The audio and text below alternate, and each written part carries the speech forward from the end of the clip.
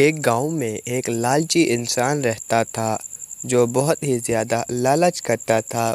اس کے پاس ایک زمین تھی جس پر وہ کھیتی باڑی کرتا۔ وہ بہت زیادہ لالچ کرتا لیکن اس کے گھر والے صابر اور شکر ادا کرنے والے تھے۔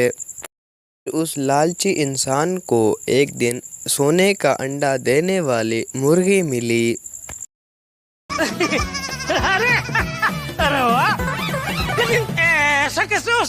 وہ بہت زیادہ خوش ہوا اور اس نے سوچا کہ اب اس کی زندگی بدلنے والی ہے۔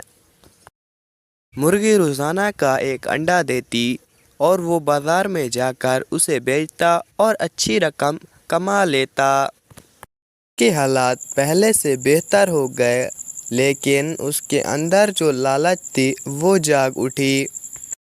ارے بھائی، کیوں نہ میں اس مرغی سے سارے سونے کے انڈے ایک ہی دن میں حاصل کر لوں اور کروڑ پتی بن جاؤں۔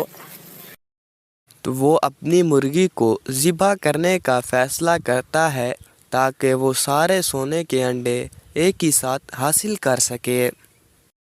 جب اس نے مرغی کو ذبح کیا تو اس کے اندر کوئی انڈا نہیں تھا۔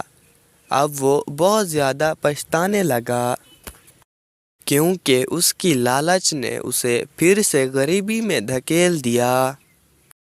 اب اس کے پاس پچھتاوے کے علاوہ کچھ نہ بچا۔